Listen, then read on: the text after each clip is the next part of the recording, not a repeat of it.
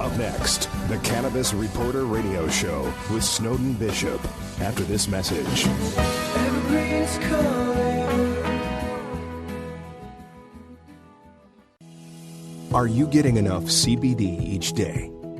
Hemp Meds carries the most trusted CBD oil brands like Real Scientific Hemp Oil and Dixie Botanicals to make it easy to add cannabinoids like CBD to your diet. We hold all our hemp oil products to our rigorous triple lab tested standard to ensure that you and your family receive only the highest quality and most reliable CBD products.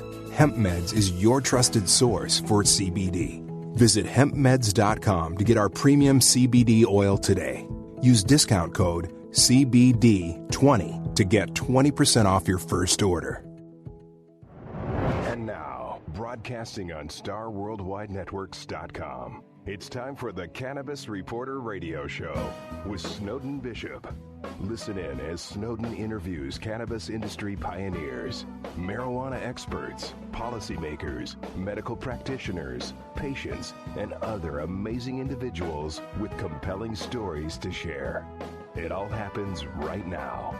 Here's the Cannabis Reporter, Snowden Bishop. Evergreen is calling. Hi, and welcome back to the Cannabis Reporter radio show. Thank you so much for joining us. I'm your host, Snowden Bishop. Today, I wanted to talk about Florida. In last year's election, it finally joined the battalion of states now allowing legal access to marijuana for medical use. Considering the long, bumpy road toward normalizing medical cannabis policy in Florida, the passage of Amendment 2 was a huge victory.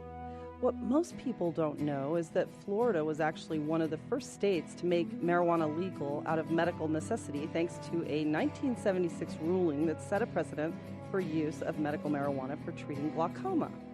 That ruling led to the Therapeutic Research Act, which allowed a federal research program to provide a handful of patients with marijuana. New Mexico was the first state to actually allow patients to join the program, but Florida became the second to join it in 1978. Over the next dozen years or so, 33 other states followed suit. The Department of Health and Rehabilitative Services ran the program. They would procure cannabis grown at the University of Mississippi from the National Institute of Drug Abuse, or NIDA, and would arrange for certified pharmacies to dispense the highest grade cannabis to their patients. Due to the number of drug convictions overturned with the medical defense, Florida had the best legal protections for patients. So much so that Key West was home to the nation's second medical cannabis co-op. All of that changed during the presidency of George H.W. Bush, whose capstone agenda included the war on drugs. As a result, the program stopped accepting new patients in 1992. Most states allowed the law to remain on the books. Some states like Florida made several attempts to repeal and reinstate patients' rights to use cannabis out of medical necessity.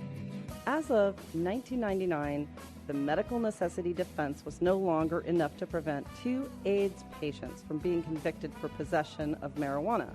Despite winning district appeal to overturn their conviction, a Supreme Court judge ruled that medical necessity defense sends the wrong message about the drug. When they finally went to jail, Florida residents were then on notice that they could no longer use that defense to protect them from a conviction for possessing marijuana. That finally changed when Florida legislators passed SB 1030, the low THC Charlotte's Web medical bill. Then, in November last year, voters finally had their say with the passage of Amendment 2. But despite the victory, the battle to normalize medical marijuana policy is far from over in Florida, as our guest explains. But first, Dr. Brian Donner has our Medical Marijuana Minute. What do you have for us today, Dr. Donner? Thanks, Snowden. I practice clinically in Pennsylvania, where medical marijuana is obviously relatively new. I get a number of questions from my patients every day, but one of the ones I hear most frequently is, what should I do if my doctor doesn't believe in medical marijuana? My first response to this question is to explain why doctors are reluctant to recommend or even talk about it in some cases. The first main reason, I think, really has to do with the fact that medical cannabis or marijuana is still considered a Schedule I controlled substance by the DEA. This means essentially that they consider it to have no medical utility at all, and it's obviously thus federally illegal. This holds true even in states that have a medical cannabis program.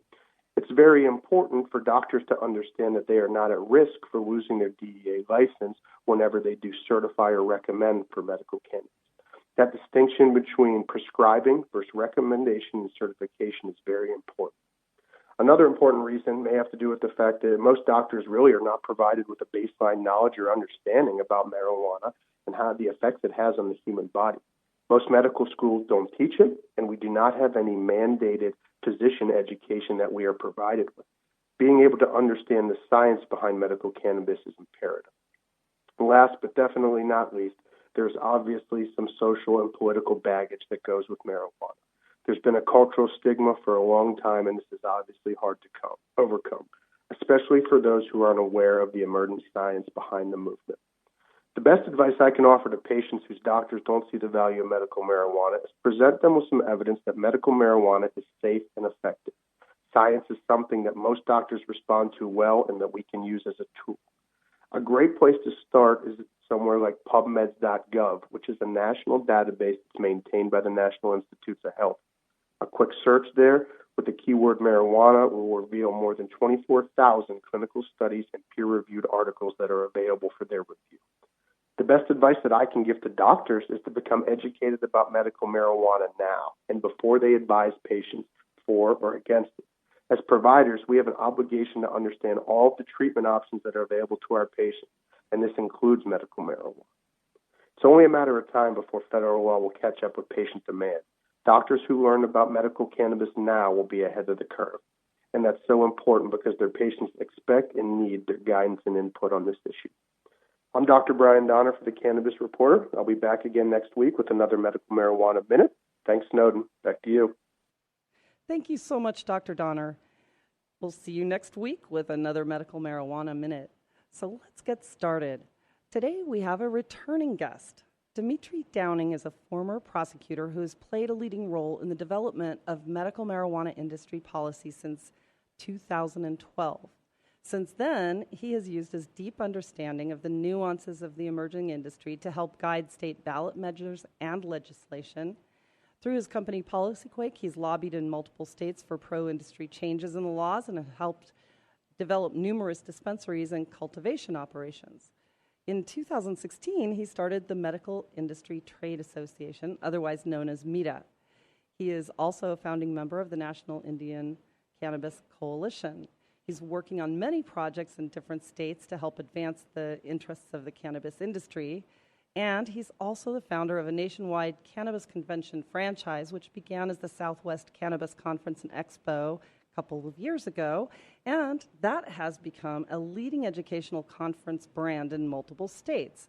The next incarnation of that conference takes place this week in Florida, which is called the Southeast Cannabis Conference and Expo, and that happens to be where he's calling from today. So welcome back, Demitri. Hi, how are you doing, Snowden? How are things going? Things are good. I'm a little raspy today, so forgive my voice. But it's great to talk to you, and I know you're incredibly busy because you have the conference coming up this weekend, and so I'm really grateful that you were able to take some time away today. So how's it going with the planning of the conference in Florida? It's good. I'm here actually in Miami right now. It's raining quite a bit. I didn't know how much it rains here in June, but we have it all set up. I mean, it's all on SECX Anybody can go and sign up and participate in the conference. We have over 100 vendors, 75 plus speakers, tons of information, a lot of interesting speakers, including some of those first patients that received medical marijuana from the federal government for decades are speaking. Ricky Williams, former Miami Dolphin, Montel Williams, now a Miami resident, who is a huge advocate. A number of other individuals are presenting information. We've been setting up this for a few months now, and it's going to happen Friday, Saturday, and Sunday. Coming up so quickly. I've been to several of your conferences, and they're actually quite amazing. So you also have Montel Williams, you said. That's fantastic, and a lot of different athletes from the NFL and other sports franchises, isn't that right? Yeah, we have this thing called Pro Athletes, Pro Cannabis, which is a gathering of athletes on Friday night of this week at the Hilton next to the conference center, and that's a discussion about the medical marijuana policies of the different leagues, specifically focused on the NFL and the NBA. Those have been leagues where, for quietly, secretly behind the scenes, these players have been using medical marijuana for pain relief and relaxation for decades, and, well, oftentimes not getting in trouble for it, but sometimes you have the case like Ricky Williams, Heisman Trophy winner, who, exemplified the greatest level of individual excellence that someone can achieve in the United States, Heisman Trophy, in the athletic realm, and uses medical marijuana, and then gets his career, his NFL professional career, tainted because of the antiquated policies of the NFL. For him, it's kind of a vindicating moment of sorts, because if it wasn't for the NFL medical marijuana policy, he could have been, the greatest running back of all time, potentially. So, it's a very fascinating story that they have. And this is, as I've come to find out that, more than 50% and up to 90% of the NFL and NBA players use medical marijuana as a pain relief medication, just straight up pain relief. Yeah, I actually spoke with Marvin Washington on this show last week, and he was telling me a bit about some of the progress. They're going to have some news to report, I understand, both this coming weekend and when the New York conference happens. They'll be in New York and able to announce. But yeah, there's a lot of work going on behind the scenes with the NFL, and their policy of drug use has been just so debilitating for so many years. So I'm really glad to see that you're showcasing their efforts this weekend. And that event is on Friday, is that right? Yeah, Friday is the investor forum and the educational forum, and then Saturday and Sunday, that's what we call an add-on. Friday night is the Pro Athletes, Pro Cannabis. That's kind of a celebration of sorts, but also educational. And then Saturday and Sunday is the main conference where everybody gets together, networks, and talks and learns and discusses and shares information all day long. And it's certainly interesting in Florida.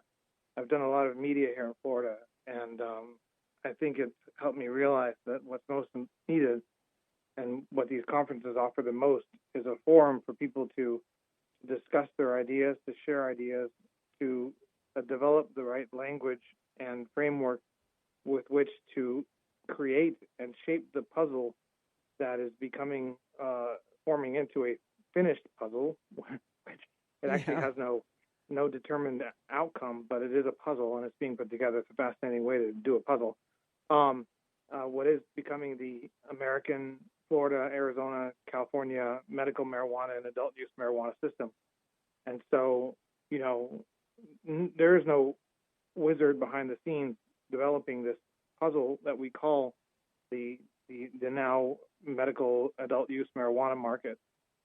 It's a number of individuals. Sometimes it's money oriented, as we've seen here in Florida with lobbyists and stuff. But most of the time, it's people grasping at straws, reaching into the dark, using whatever education they have regarding whatever business or regulatory framework they're experienced with, trying to formulate policy, write initiatives, and create marketplaces that have never been created before.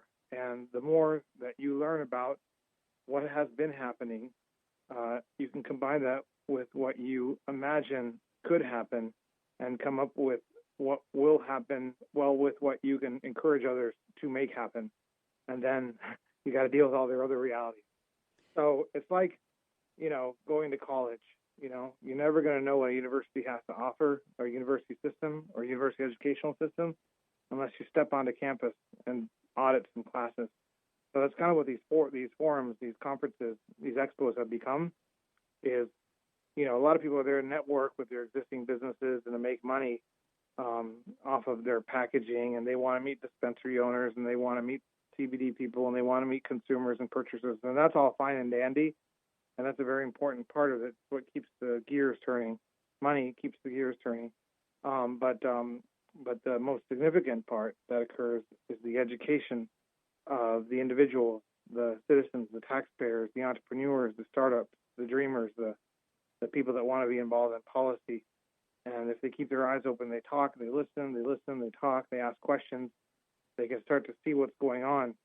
And what you see that's going on is you have a whole economic structure being created in Florida, Arizona, California, the United States, Spain, Mexico, that nobody is in control.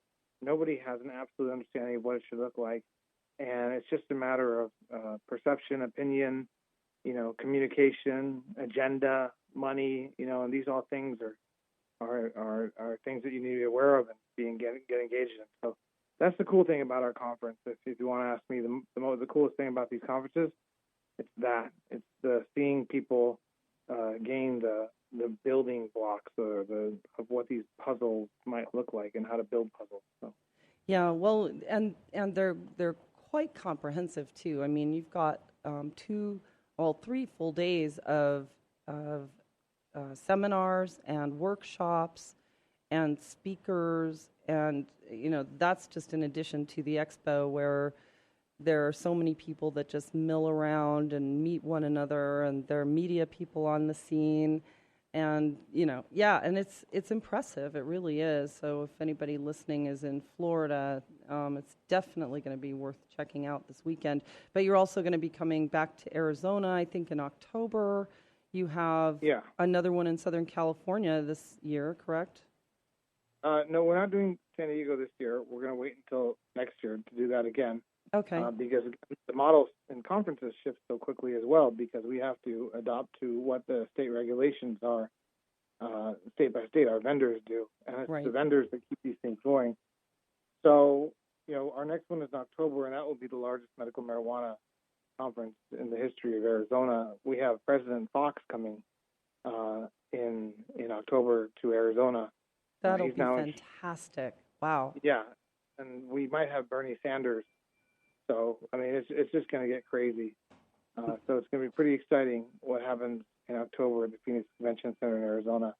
And, this event is good.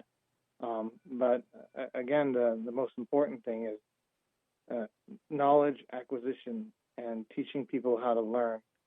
And when you're taking something like medical and adult use marijuana, which is out of the black market, the only people who knew how to – there's 2 types of people. Those who knew how to produce it, distribute it, and sell it illegally, which are basically criminals.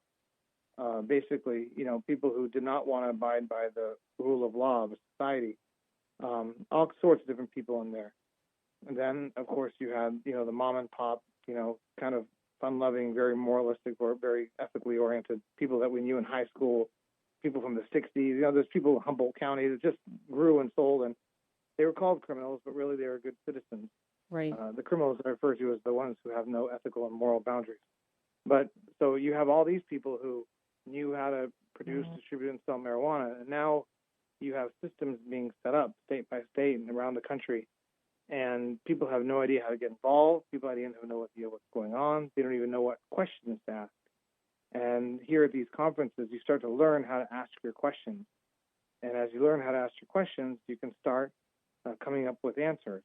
And if that's what the acquisition of knowledge begins with, the ability to ask the right questions. So that's what we're trying to help people do with these things. Sorry, go ahead. No. That could be said also for the policymakers as well. I mean, people who are actually trying to shape how these laws pan out after the election. I mean, often they have absolutely no clue either.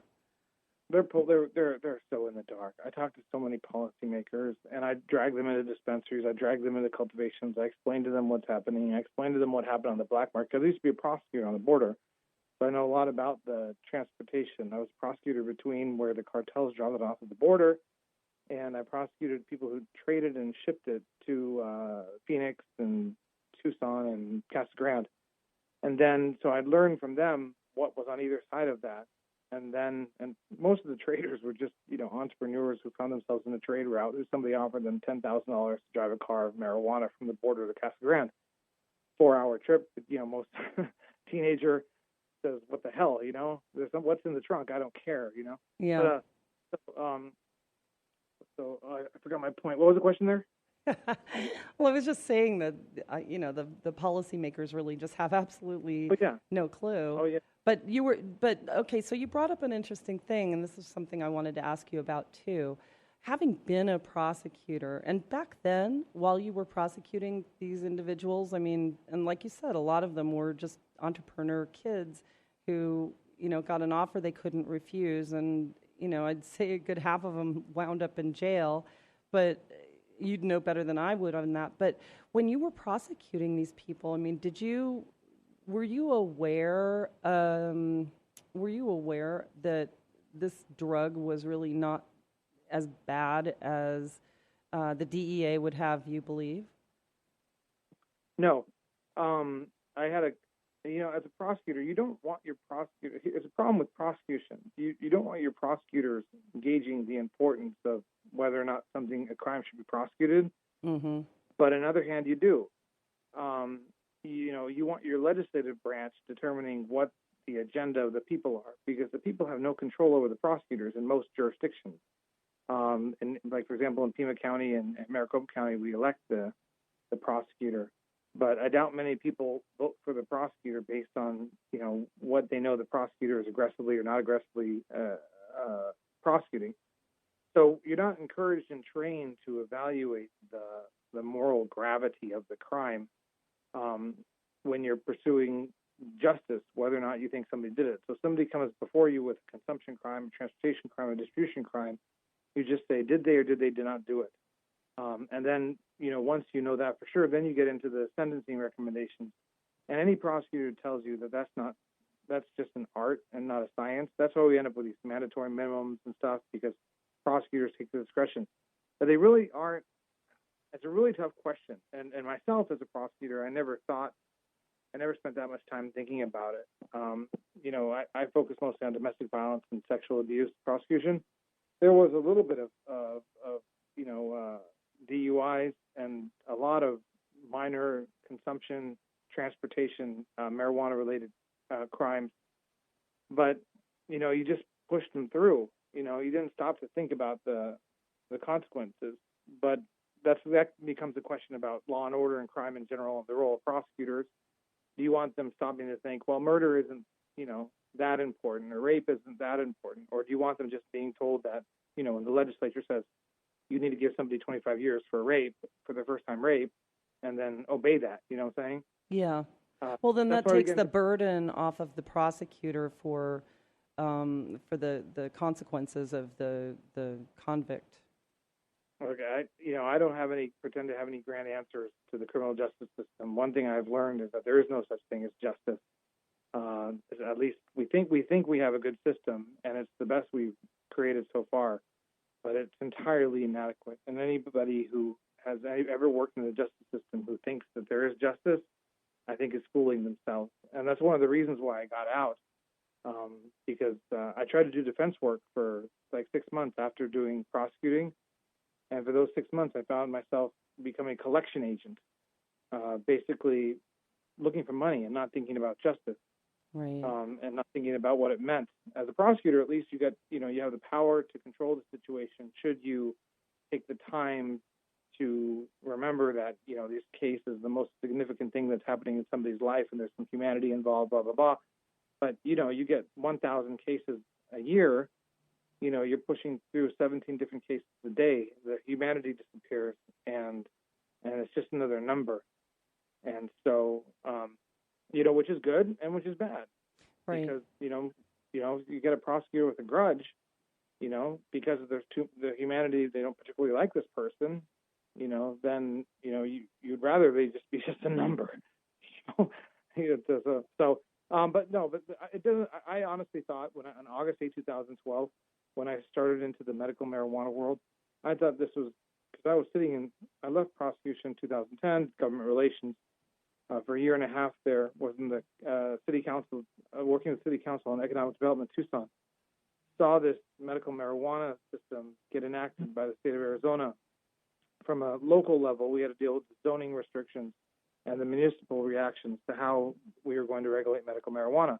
where it could be produced, where it could be sold, et cetera, cultivation limits, et cetera.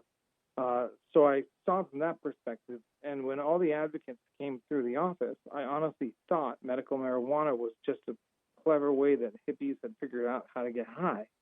I thought that these guys really, really came up with something here because, it seems like a lot of people support medical marijuana and the state's going to let it happen. Then on August 8, 2012, when the state let it happen, and I did some research with the DEA and ICE and Homeland Security, a bunch of people, and asked and found out that AZ Post, the Arizona-based police officers, were no longer going to enforce marijuana laws in regards to transportation, distribution, consumption with medical marijuana cards and allow for these licensing systems, and the Attorney General was going to leave it alone and protect it.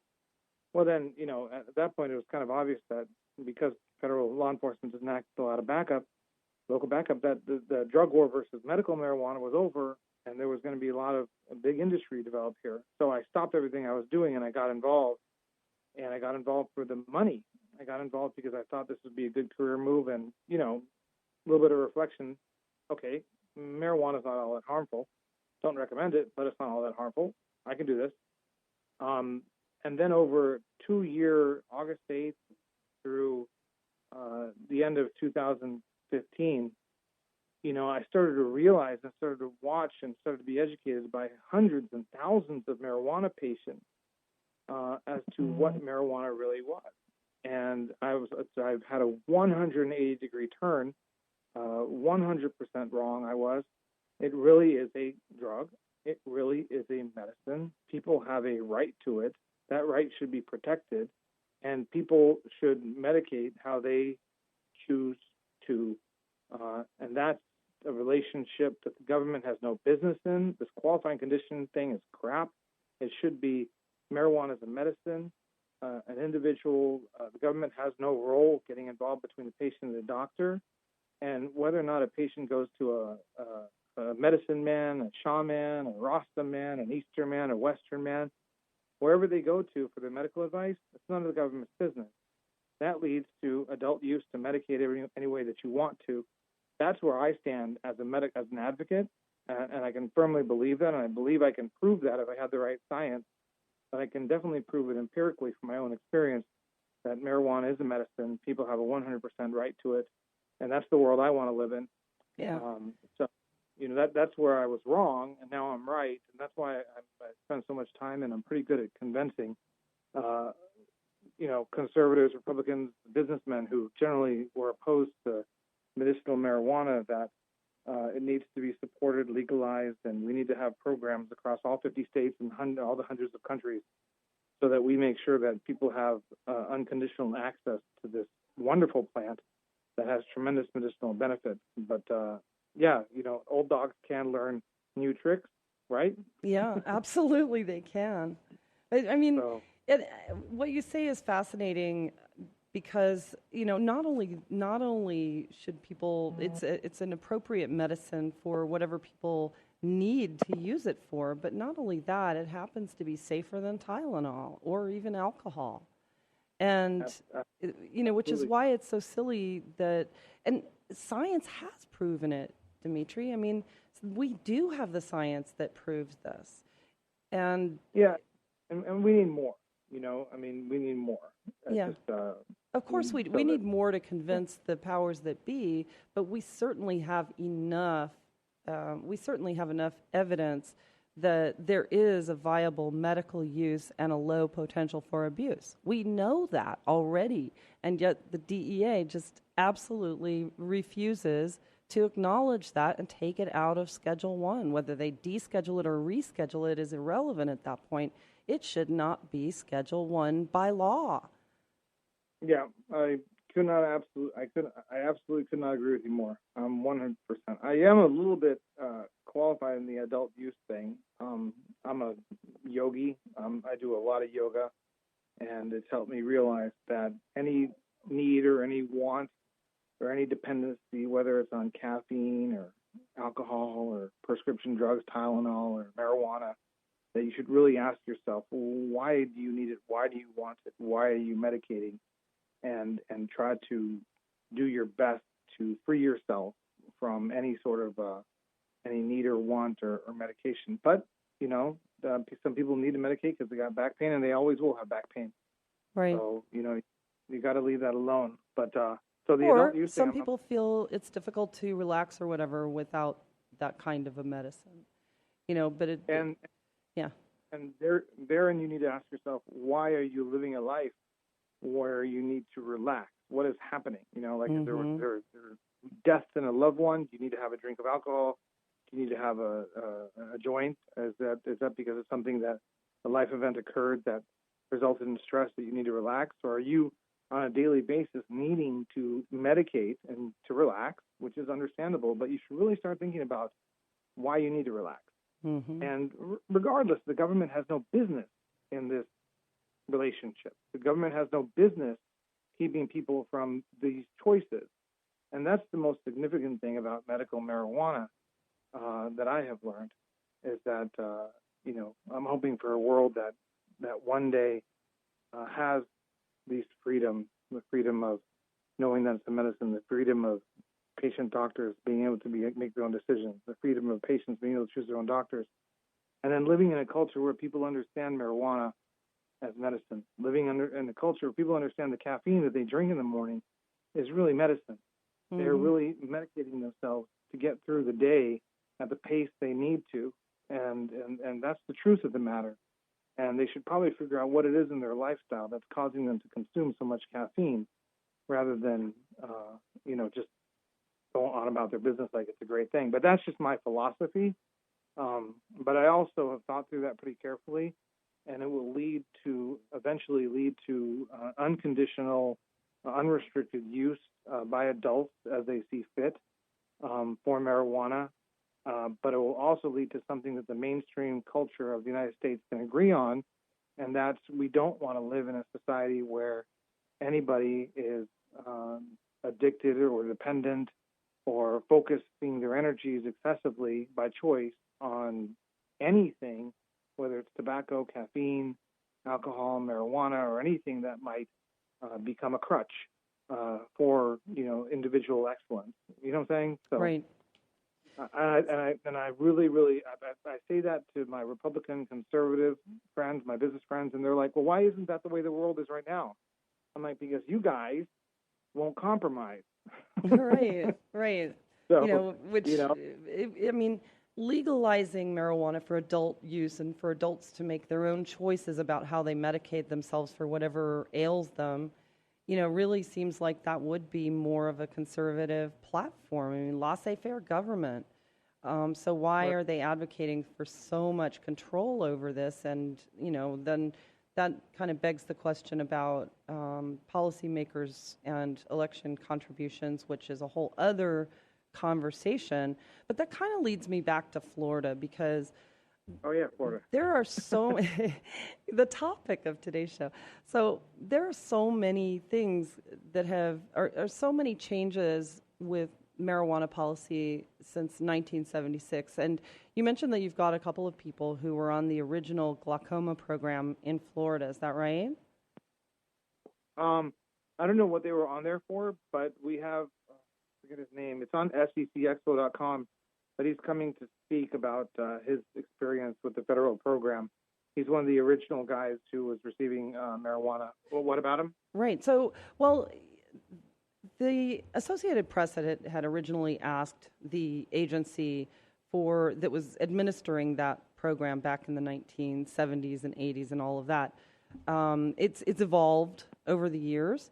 However, they went back and asked for, some of the records of how the program was administered and all of that.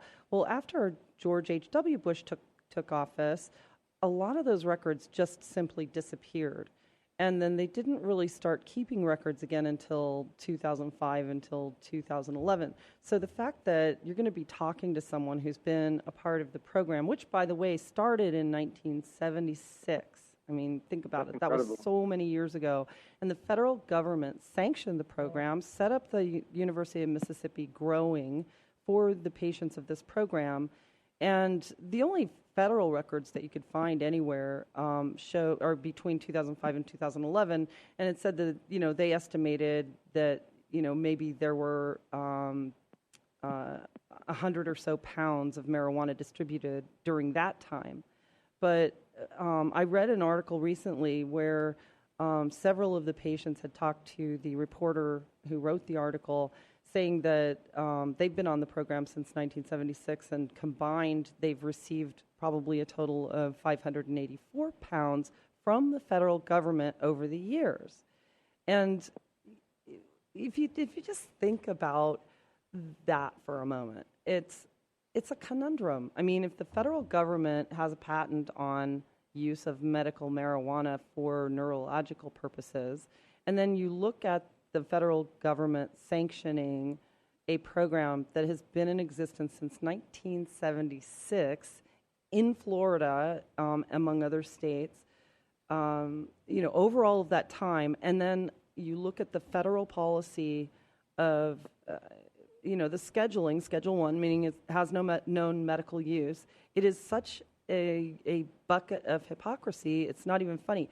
But Florida, since it enacted its first medical marijuana laws in 1976, they've made it legal, they've made it illegal, they've made it legal, they've made it illegal. And it's been just a series of court events where, rulings were overturned or rulings were reinstated and patients were, set free out of jail because somebody overturned their conviction for using it for medical purposes. And then the next court case actually, went back and arrested people. I mean, it's ridiculous. Where are we now that we've passed, Amendment 2 is passed, the Charlotte's Web Act was passed, and now you've got a situation in Florida where the legislature's just generally fighting it. What do you know about this? Whoosh. Well, there's a lot of so unfortunately for the advocates of marijuana, and I'll just tell you the truth. It's now about the industry and about money interests shaping policy. So what happens is you have lobbyists up there who are trying to protect the interests of those 7 license holders, which is sad but true. Can you blame them? No. It's kind of, the nature of the game. It's kind of the nature of the system. That's why, I would have voted for Bernie Sanders or Donald Trump, because they don't like lobbyists. But lobbyists really, there's good lobbyists, and then there's a lot of bad lobbyists. And this is coming from a lobbyist. Yeah, exactly. But I've seen the inside. Yeah, of course. And what happens is that, you have those 7 license holders here in Florida who are aware that if it goes back to the executive rulemaking process, or actually the only amendment they were looking at the legislature was actually to increase their number of dispensaries. But they're going to do everything they can to control the process, because they want to control, who makes the money off marijuana, which is them. And you have the politicians who generally don't know much about marijuana industry and marijuana law, and they know a little bit about economics and business, but they do know that their lobbyist friends show up who've been contributing to their campaigns, who've been putting together fundraisers for them for decades, and often help them get elected. And those guys pick up clients like, individuals who might have one of these licenses, but it happens in every state. And then they push for certain laws and rules that benefit those individuals who already have. And, whether or not that kind of system implodes, it's not limited just to marijuana. I mean, how many bars should there be? How many restaurants should there be? What should the licensing fee be? What should the proper enforcement division be? What should the improper enforcement mechanisms be? What should the punishment be for those who don't participate as a 7 license holders? What happens to the guy who produces in the Everglades and sells in Daytona Beach? Is he going to go to jail, or is he going to get fined? So these are questions that they have no answers to. They've never explored before. So they're sitting up there thinking to themselves, well, the easiest answer is to limit the number of licenses, because that kind of keeps the market size lower. But that's a total misconception. They just have no idea. And then they talk to the lobbyist who says, well, let me manipulate the situation here to benefit my client. And the politician doesn't even know what's going on. And the lobbyist ends up twisting the new rules and stuff to benefit those who have, or those who have enough to pay the lobbyist. Lobbyists are a dirty thing. I mean, truly, it's crazy. So in Florida, you have that situation right now where you have, and I don't have firsthand information. I'm just going off of what I've seen happen in other states, and we know happens through different methods and stuff. But in Florida, it's pretty, well known. When you Google lobbyists in Florida and marijuana, you can see what's going on in Florida, and it's sad because it limits competition, it limits entrepreneurs, and it limits opportunity, it limits innovation. It might keep the prices up if these guys form like a guild and work together to keep the prices up, which would be crazy because that would be like a RICO violation. But who knows if the feds will do anything about it? Mm-hmm. So I mean, there's a lot of unanswered questions. So Florida's a little bit in turmoil, but that's why I tell people, learn, talk to people, learn the language, learn about industry, learn about economics, learn about what could be, learn about what's happening in other states, talk to people from other states, ask what's happened there, ask what's their experience, so that they can go back to the executive in the next month when the executive is going to issue rules and write editorials, expose this for what it is. Eventually, somebody's going to make a decision, and, they make a decision based upon, their American ideals of free enterprise and competition, or do they make a decision based on what lobbyists told them to do what, and they don't know what they're doing?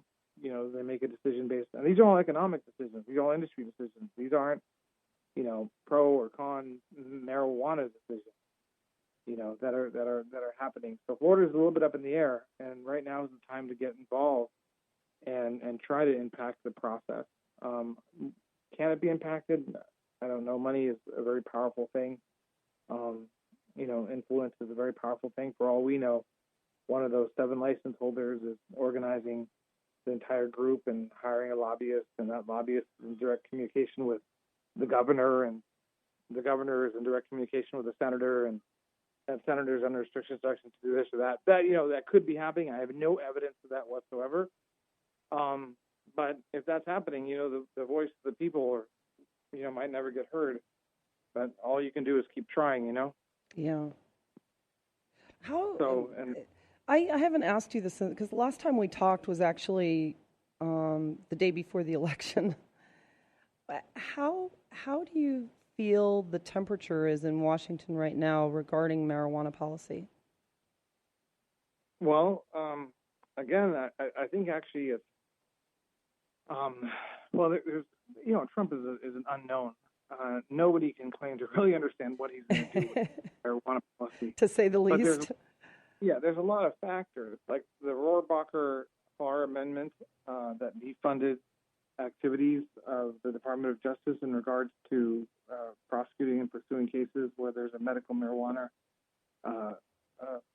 regulatory structure in place that has, enforcement mechanisms and stuff. It's all in the memo amendment. That was renewed until September. So, Trump didn't stop that. Trump acknowledged the difference between medical marijuana and adult use marijuana through Spicer at a press conference, right? And that's the first time. Imagine if George Bush would have said, hey, guys, there's medical marijuana. We need to treat it differently. People would have been like, hurrah, hurrah, yay, celebrate. Imagine if, Obama would have said that at the beginning of his term, or Bill Clinton, but they didn't. But now you actually have Donald Trump saying that medical marijuana is something separate than adult use marijuana, which to me, as an optimist, is a tremendous victory. Yeah, it is. Actually, and Obama did advocate for medical marijuana in a few interviews during his term, the second term. But, what scares me a little bit right now... No, I meant at the very beginning of his term, but he eventually came around. Yeah, absolutely. And it is exciting, when you hear someone in that office talking about it. But then I'm very concerned because it seems that Sessions doesn't, Jeff Sessions doesn't have he doesn't seem as open to the state laws. He seems... Well, we can speculate. A lot of people speculate what Sessions might or may not believe or may or might not do, but he's dealing with some really ugly realities that, from a pragmatic standpoint, he can't do much because California and Colorado. Colorado's a swing state, California and Colorado are looking at laws and passing laws that defund federal state agencies, state law enforcement agencies from helping federal agencies when they go and do a raid, for example. So the DEA is not going to do a raid in downtown Phoenix without notifying, in downtown Los Angeles without notifying local law enforcement and working with them. It's just not pragmatic for them to operate and do these big, projects without local cooperation. Right. So that's going to be a big issue for him. Colorado is a swing state. Trump doesn't want to lose Colorado, and they love their adult use marijuana program. Florida is 71% medical marijuana. You think Trump's going to mess with medical marijuana in Florida? Why would he? Right. What benefit is there to him to do that? So I think they're probably trying to figure out some way to defend medical while leaving adult use alone. In their mind, that's what they're probably doing because, they're pragmatists and they're realists and medical marijuana polls at 70-80%, across the United States. Yeah, and in some places even more. Yeah, some places even more. So I think they don't know what to do, and that's why we haven't heard anything from them, because they can't really figure it out, and they know this is kind of a states' rights thing and as well, and they like states' rights, and it's something kind of beyond their control. So they're just kind of, laying back and doing nothing.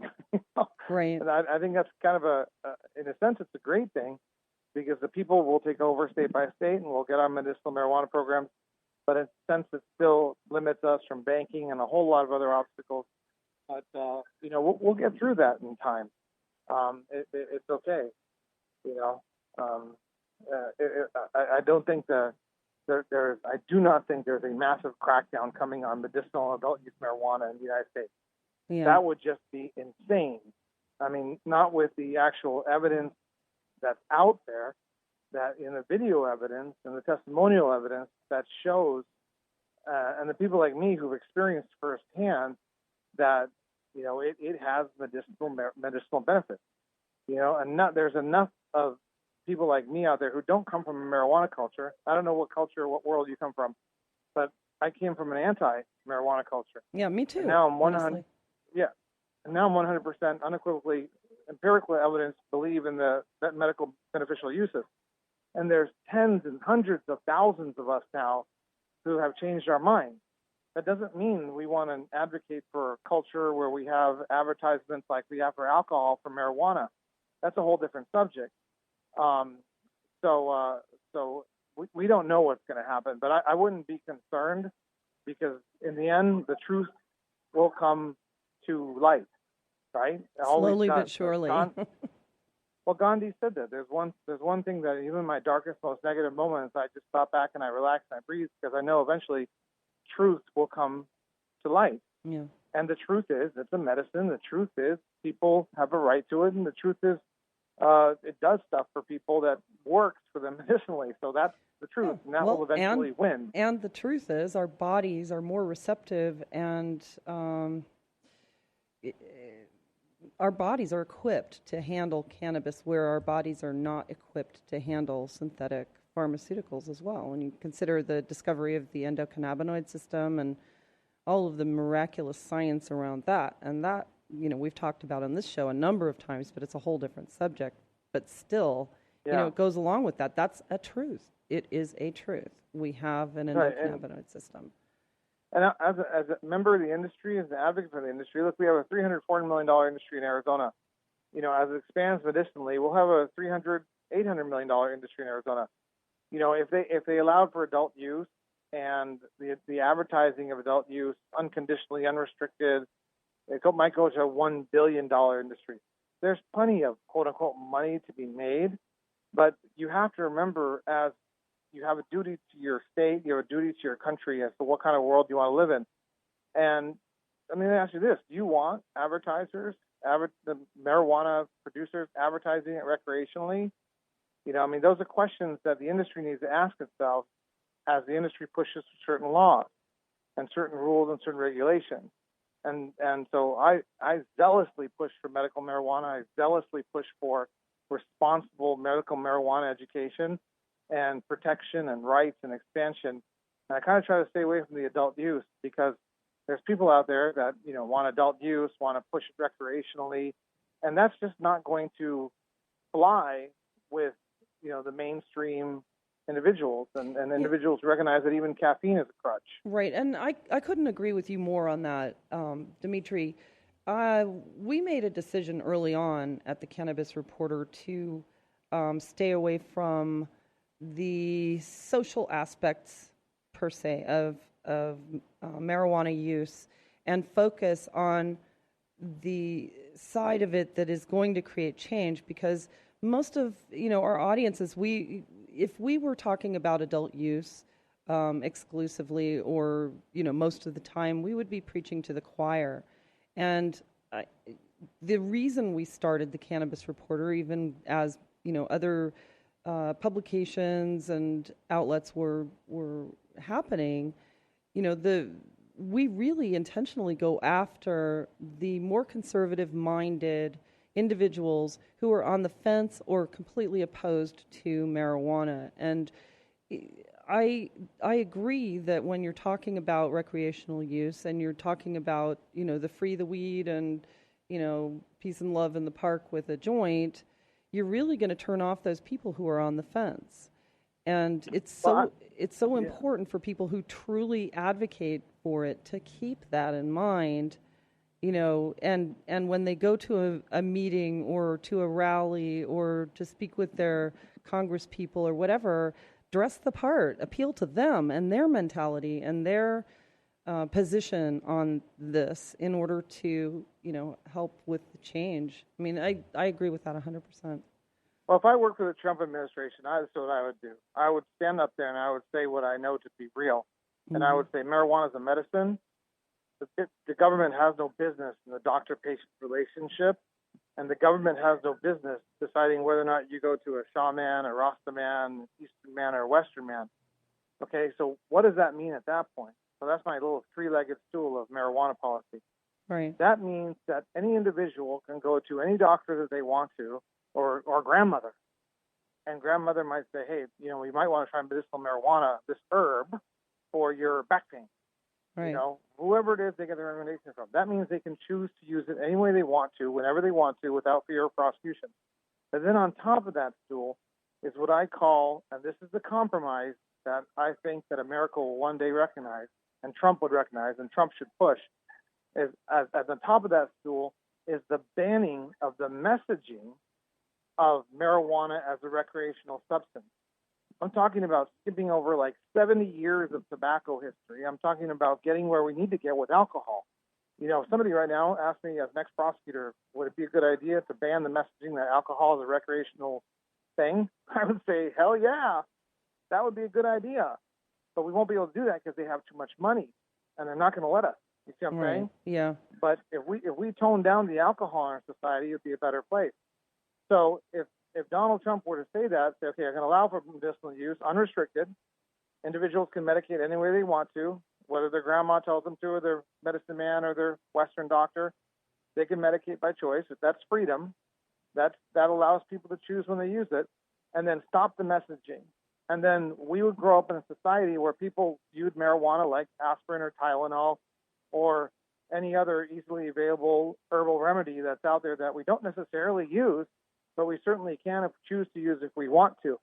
But you really want to, grow up, and you want your kids to grow up in a society where they're being told that they need to use anything in particular to live a better life. And it creates wants that are false and imagined, right, whether it's caffeine or marijuana or anything else. And that's what we should be careful of, not just with marijuana, but with anything. So we can stop it now. We can make the compromise that works for the patients, for the people, and for the government. But I'm not Donald Trump, and hopefully he might listen to this radio station, hear me. Let me come up and save you a lot of problems. Yeah, exactly. But people get this, though. They're banning billboard advertising in California, which is fine. People can go and do what they want to do, but you don't need to push it. Right. Well, technically, it's against the law to advocate use of recreational, it's illegal to advocate recreational use of marijuana anywhere in the United States, as long as it's federally a Schedule I controlled substance, simply because of the FTC and FCC rules that state you cannot publicly broadcast an incitement to commit a crime. It's like, yeah, my philosophy and my approach doesn't probably do much for your advertising dollars. Sorry. I know, exactly. But, the truth is, though, I think that people do need to learn about products and what they can do on a medical basis. And we do have advertisers who work in the field of medical marijuana, and one of our biggest sponsors is Hemp Meds. And, they obviously have hemp products that are medicinal and, with patients all over the country. Something else, too, that I find amusing, that's a strange way to say it, but it is amusing to me, that in states where they haven't passed any medical marijuana laws and they state on the books that hemp medicine is illegal in those states. So there are 21 states that haven't passed medical marijuana laws yet. And, CBD is technically something that the states actually believe, a lot of people in the states actually believe, is illegal. But people can get it anywhere. It's legal, according to the Ninth Circuit Court of Appeals, which upheld a ruling that made hemp stock and oils extracted from hemp to be a food substance that is legal. We can import it. We can buy it anywhere in the United States. We can buy it online in one state and have it shipped to another. I mean, a lot of people don't even know that, but I've learned a lot about hemp CBD in the last couple of years. I didn't really understand what was going on with that. Certainly, we never prosecuted it. Right. So. Well, and it has been prosecuted a lot in the past, but it's actually perfectly legal. So, our producer Craig just gave us the 2-minute warning. Is there anything? Yeah. Is there anything else that you'd like to add? No, just let everybody know about the SECX Expo in Fort Lauderdale, Miami this weekend, the 9th, 10th, 11th. Then, of course, in October we have the SBCC Expo, and just look online and come join us and ask questions. And even if they don't come to our conference, go to another conference and start getting the framework together so that they can become part of this fascinating world of creating an economic structure and legalizing medicinal marijuana and potentially what they refer to as adult use across the board. It's going to get even more interesting every year. It does that, doesn't it? Yeah. Well, I'll put information about the conference on our website. I have a number of ads up for to promote the conference, because I think if anyone who is going to be in Florida, it'll be a great opportunity to learn a lot more and spread the word. So, Demitri, I'm so grateful that you could make it, and I know you are so busy, and I'm really excited to hear. I wish I could be in Florida with you there, but I'll definitely be with you in Phoenix in October. So I just want to say thank you so much. Yeah, I always like to give out my phone number because I don't like to live in the dark, and if I'm wrong, they need to call me and tell me. Well, maybe I probably shouldn't give my phone number. But please, Demitri Downing at gmail.com, Demitri Downing at gmail.com. Anybody email me anytime they want to, anything I should learn. I'm always looking to learn more and discuss things. Absolutely. Yeah, well, I'll be in touch with you for sure. And I'm looking forward to hearing how it goes at this event, and really looking forward to seeing if you'll be able to get Bernie Sanders to speak out on this issue, because I know he's also an advocate, and it would be amazing to hear his point of view and plans for the future. So, all right, cool. Yeah. Well, call me anytime. I'm available to you anytime you want. Thank you, Demitri. Time to say goodbye.